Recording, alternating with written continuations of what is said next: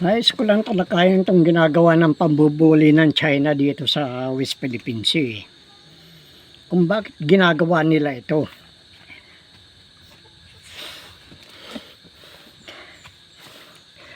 May nabanggit na ako noon, pero ayaw nilang paniwalaan. Ang totoo niyan kasi, yung sinulatan ko, yung yung group of 5, yung China, Russia, US, France at saka UK. Nung una kasi, yung mga Chinese Coast Guard dyan sa West Philippine Sea ay lumalapit sa mga mangingisda. Pag lumalapit sila dyan, namimili sila kung anong gusto nilang isda. At ito'y pinapalitan nila. Kung minsan sigarilyo, noodles, o kaya yung rice wine.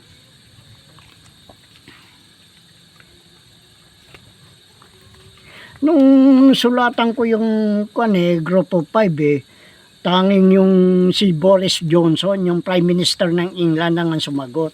Panahon nito nung na yan Hindi pa ako natatagalan dito, panahon nung mga yan, pandemic. Ang sabi niya, marami kaming problema. Kung maaari, huwag muna natin pag-usapan yan. Hindi, okay lang. Nakiusap Ngayon, itong US, France, at saka Russia ay hindi sumagot. Ngunit ang ginawa naman ng China, nung masulatan ko itong si Wang, yung ambassador ng China dito sa Pilipinas, ay binangga naman nila yung yung mangingisda, yung bangka na mangingisda na tiga San Jose, Mindoro. Ang masama pa niyan, ay pinagtatanggol pa ng Coast Guard yung mga doon, yung mga Chinese Coast Guard. Kaya yan ang pinagtaka ko bakit pinagtatanggol nila. Bakit yan na nga ang kung paano kung lumubog yon, sasagipin kaya nila. Yan ang isang malaking problema dyan.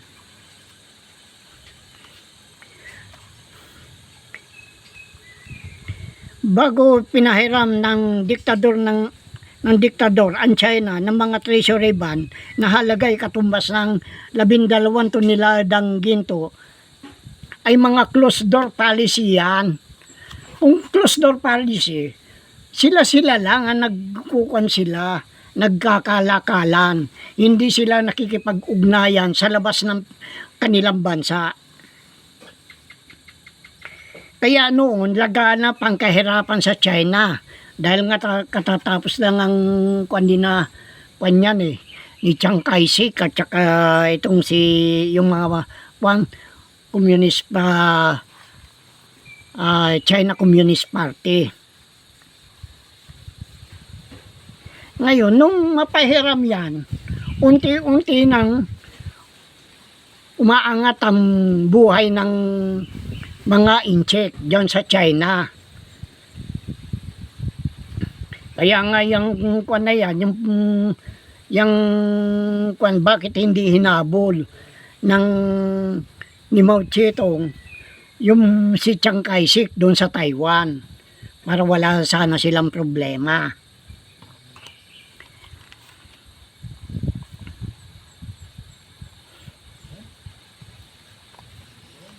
Ngayon, dahil sa pagpapahiram na yan, ang kanilang pananalapi ay nakabatay doon sa doon sa mga treasury bond na yan.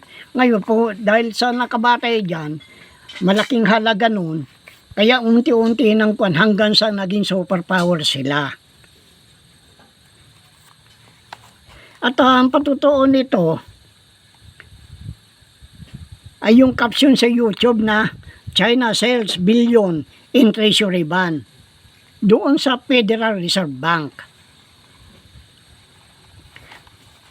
Sa aking pagsasaliksik ay napag-alaman ko na hindi mga ginto ang ilinagak doon sa UBA storage, kundi mga treasury bond na gold edition. Ngaari may kasamang kwan doon, may kasamang mga silver edition. At ang halaga ng mga gold edition na treasury bond ay 1 billion. Gaano kalaki ang pera na yan? Oh, pagkatapos sa silver edition, 1 million dolyar. Kaya nga sabi ko, nakabatay yan sa ginto, yung mga treasury bond. Alangan naman na magpapalabas ka ng mga treasury bond na wala kang sinanlaan na ginto. Oh. At yung mga ginto na yan ang napunta doon sa Fort Knox. Kasi bawat palabas ng treasury bond, may kapalit na ginto na dinadala doon sa Amerika. At ang middleman dyan ay yung Rothschild ng England. Kaya, anong nangyari kasi, noong 1993, ay ipinasunog ng Committee of 300 ang mga dokumento sa UBS storage. Ngayon, may whistleblower doon. At ito nga si Christoph Meli, ang night guard ng UBS storage. Nawaaktuhan niya na pinasusunog yung mga dokumento eh.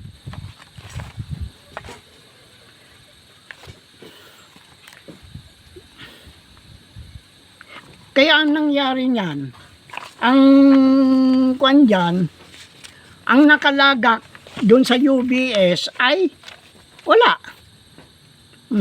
Bagamat sila ang nagpalabas ng relevant code of UBS. Pero talagang ililigaw ang tao eh.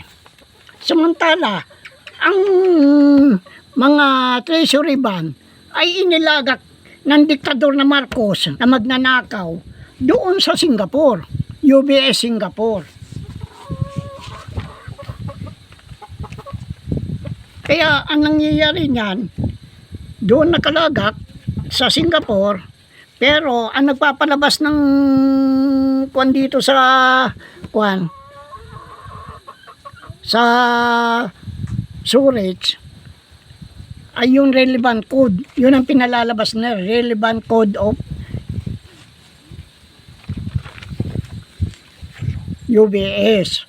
Ngayon, iisang kumpanya yan, kaya maari yun. Diyan nagsimula yung mga tinatawag na shell companies. Lumalabas itong UBS storage ang shell company. At dito naman linagak yung kwan, yung mga treasury bond sa Singapore. Ngayon, hindi ba ninyo napapansin? Paano, hindi ba kaya ang Malaysia ang hinahabol ng kwan noon, ang pinakiusap ni Ampon ay yung Sabah. At hindi pa, ang sabi ko nga, nakakapagtaka na humiwalay ang Singapore na wala man lang wala man lang reklamo ang Malaysia eh. Ito kaya ang Sabah ay pinalit upang yun ang Singapore ay yayos, makahiwalay sa Malaysia at maging isang bansa. Kaya yun, may palabas din noon si Marcos na ito nga yung Merdeka, Operation Merdeka, na susugurin ng Pilipinas yung kwan doon sa Malaysia. yung Jabida Massacre. At yan, nag-alsa ang mga Moro, ang mga Muslim. Ngayon, ang isa sa mga kuwan dyan noon, isa sa mga nagkuhan ng operation yung Jabida ay yung si Captain de la Cruz, tao ni Enrile yon, siyang edicamp ni Enrile. Hindi pa noon sikat yan sa yung putangin ng hunasan na yan, yung magnanakaw na yan, yung tuta ng Amerikano. Kaya nangyayari, ang nasusulit sa yung dami account. Maliwanag na ang mga treasury bond ay nakalagak sa UB Singapore na siyang gagamitin para sa Gisara. Ito ang Divine Wealth for Humanity at inilarawan ito sa Buddha at kung saan may 7 anak. At yung 7 anak na yan ay inilarawan naman, sumisimbolo sa 7 planeta.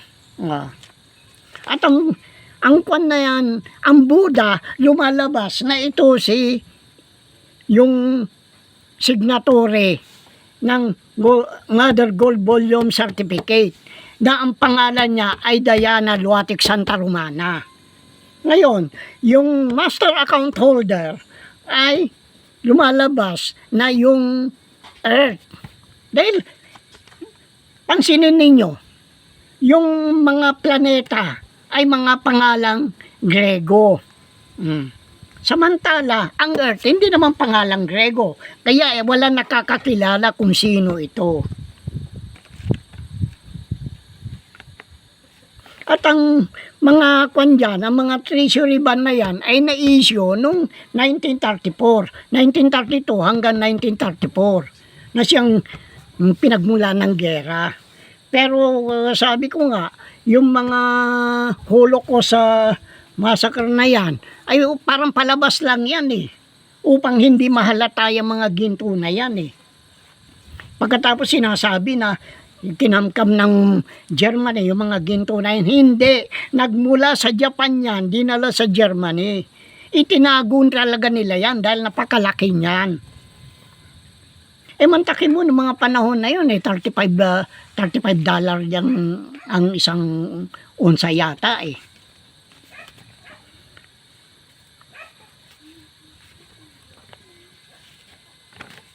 Kaya ngayon, ang namamahala ng mga kayamanan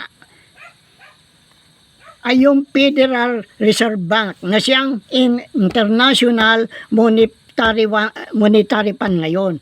At idinideposito naman yung mga kinikita ng mga sumanla ng mga ginto upang magamit sa kanilang ay mga treasury bond upang magamit sa kanilang pananalapi ay dinideposito sa World Bank. Ngunit may malaking bahagi ang Philippine National Bank, PNB ng New York. Kaya pinalitan ni Marcos ang Central Bank ng PNB upang maigalaw niya yung na yan, yung mga gold edition na yan dahil ang alam ko niyan 10 boxes yan na kasi laki ng Dora box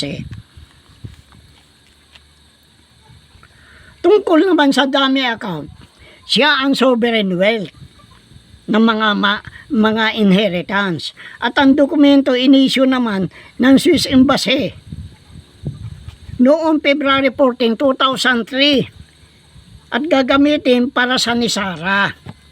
Ngunit itong England naman, gumawa ng paraan upang hindi mapunta sa inheritance dun sa mga sovereign wealth ng mga inheritance. Ang ginawa niya, naggawa siya ng isang dokumento na ito nga yung Laxi Trust. Pero yung Laxi Trust ay kwan lang yan, shell company ng kwan yan, ay ng Lux Trust. Doon muna dadaan sa Lux Trust yung kwan na yan, yung mga hulog ng mga sinanlaan at bago pumunta sa inheritance. Pero hindi na nangyari yan, kundi napupunta na sa 1 MDB. Ililigaw at ililigaw tayo eh.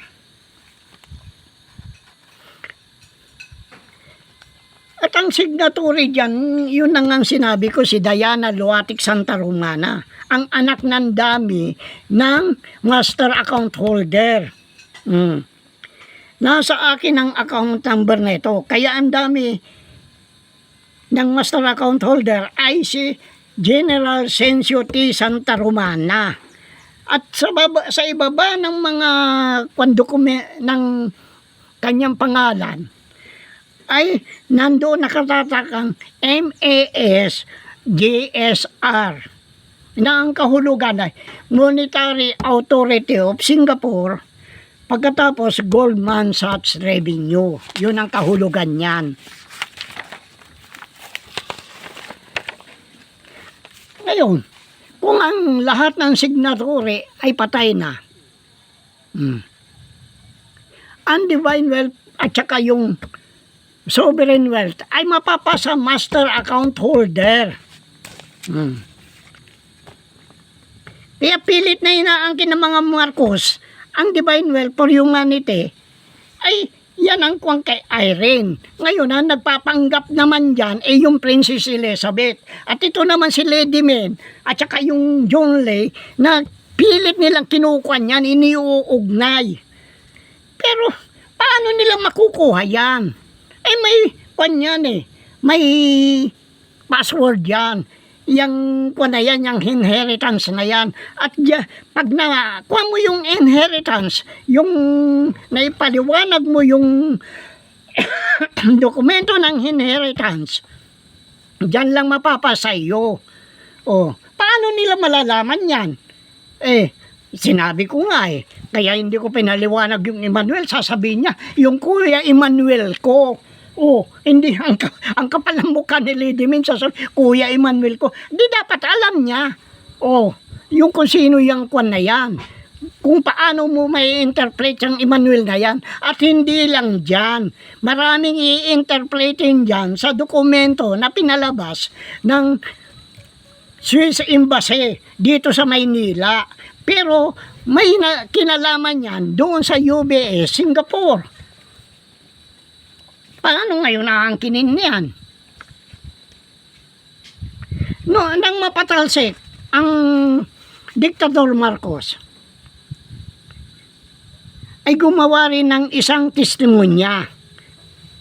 Dahil siguro doon sa sama ng loob, inaasahan kasi niyan, titingalain ang pamilya Marcos sa buong mundo. Kasi, ikaw ba naman?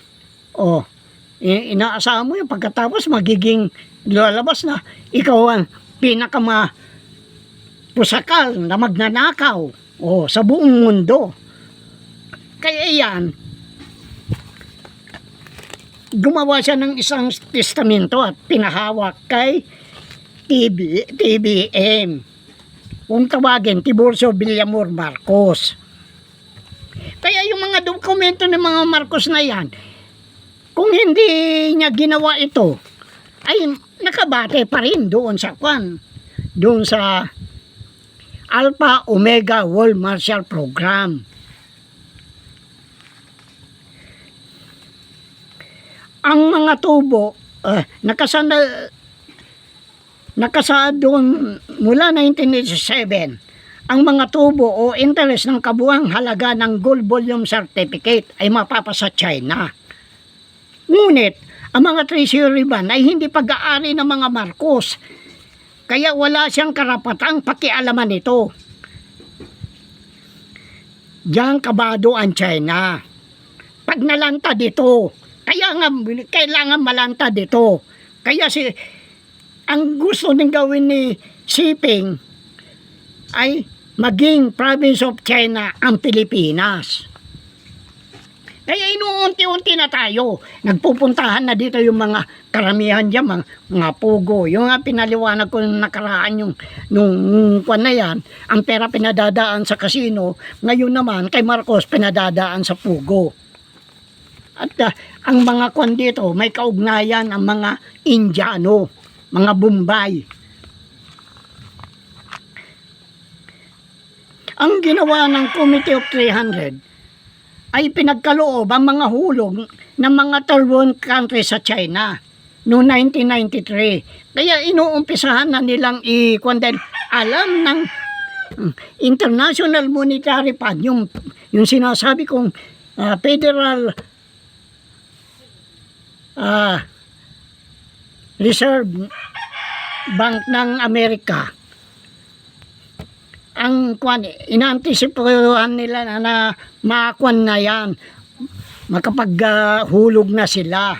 Dahil alam nila na sisingilin sila ng China dahil sa mga treasury bond na yan. Hindi naman pwedeng gamitin ng kanyan, hindi naman pwedeng kunin ng Amerika yung mga treasury bond kapalit yung ibibigay nilang halaga dahil 1932 bawat maturity period ay meron 25 years. 1932 to 34 plus 25. Kaya 1957. Hindi naman ko yun. Inumpisahan lang nakukunin ng hulog noong 1987.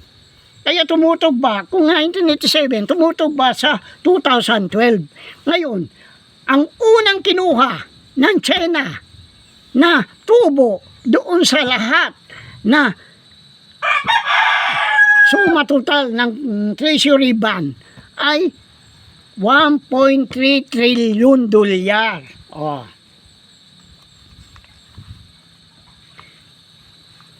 Kaya napakalaking pera yan. Ngunit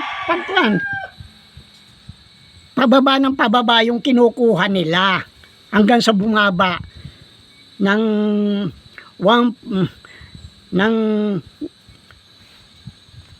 ang kabuuan nitong 2024 ay 797.7 billion dolyar. Kaya yumaman ang China. Kaya nga sabi ko, hindi basta-basta yayaman ang China dahil sa mga treasury bond. Kasi closed door policy sila hindi nakikipag-ugnayan sa labas ng kanilang bansa Paano sila nagkaroon niyan kung hindi pinahiram ni Marcos? At binigyan niyang karapatan nga yung mga tubo na yan. Kaya diyan nag-umpisa. Alam ito ng mga inchik diyan sa Binondo.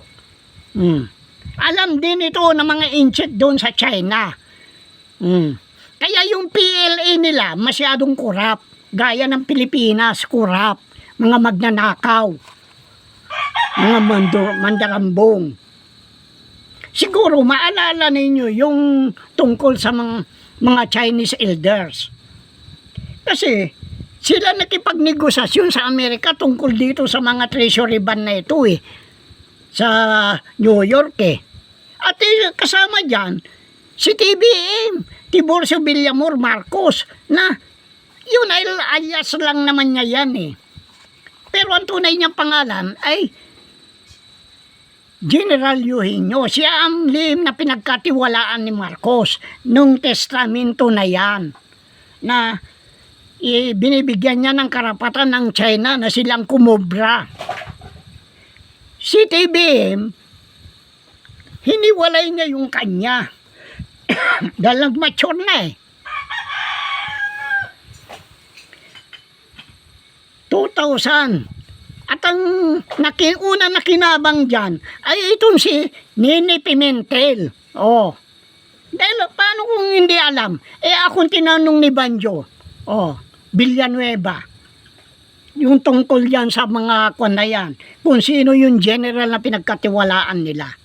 At ang nagsabi dyan kay Nene Pimentel ay itong si Enrique Sobel, yung naka-wheelchair na na Sobel ng Ayala.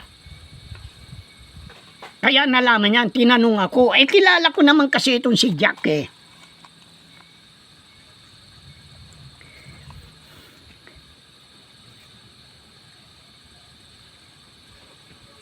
O di alam na niyo kung bakit biglang yaman ng China. At yan ko na yan, ginamit ng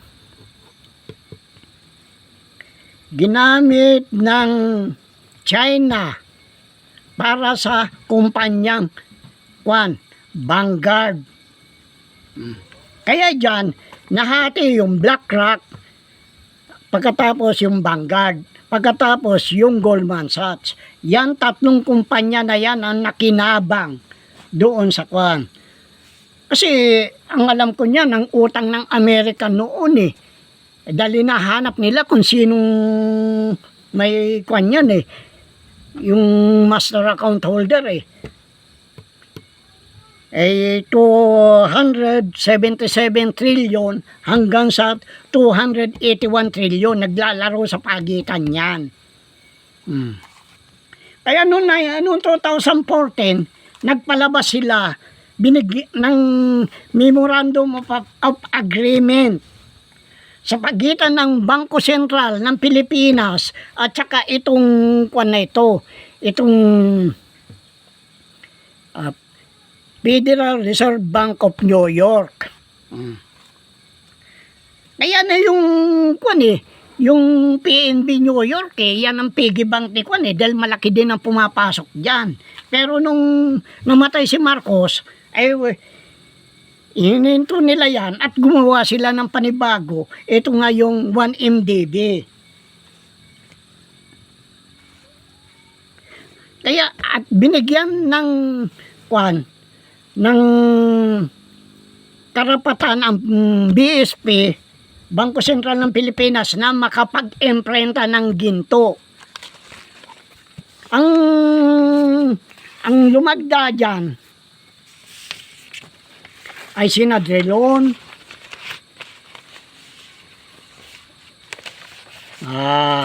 Titangco, si Dilema, Purisima, siya yatang pinanso noon eh. Pagkatapos ito si Mar Rojas. Pero ang pinagtataka ko,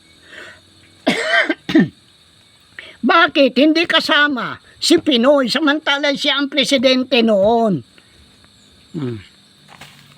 At kung wari, ang ginamit na yung mga ginto ni Pinoy. Na sinasabi na 3,500 tonelada. Pero ang totoo niyan, 3,500 kilos lang. Yan ang parte nila na nakuha doon sa Napindang Floodway.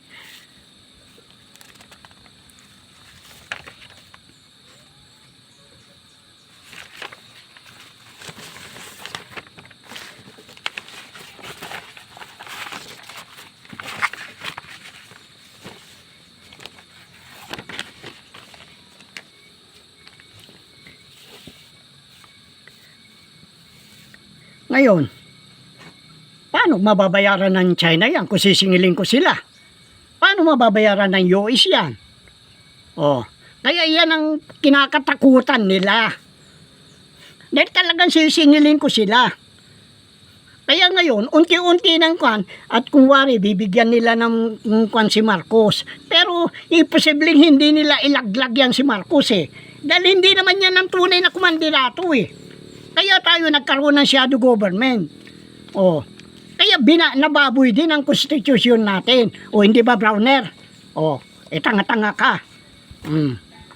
Pagkatapos tatakot-takutin ninyo ako doon, sasabihin ninyo may labanan.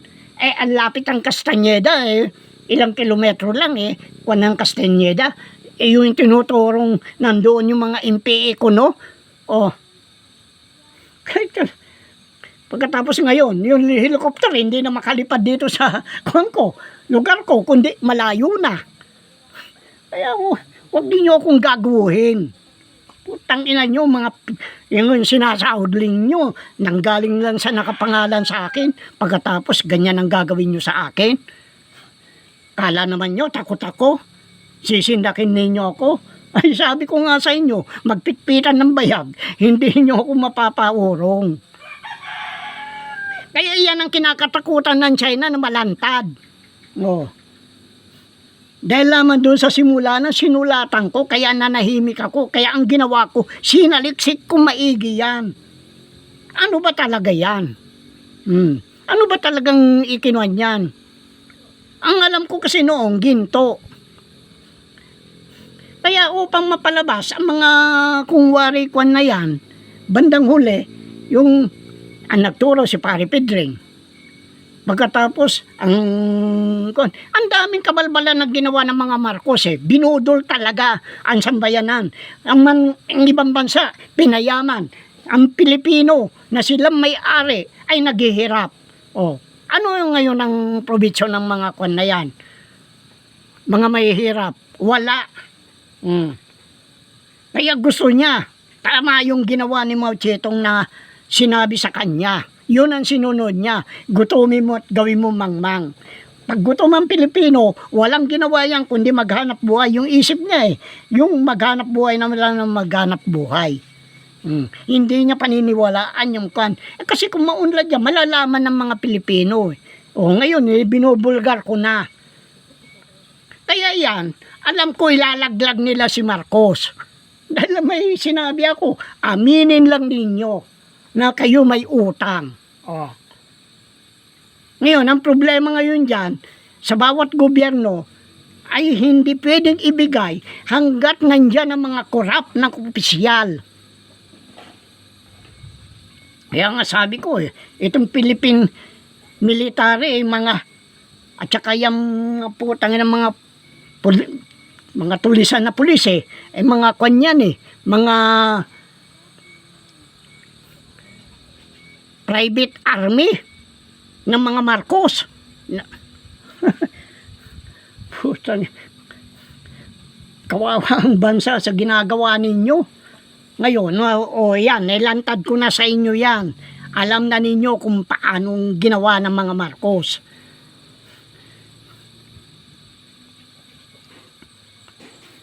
Mahirap yung gagawin ang bansa natin maging proxy war. Hindi totoo yan.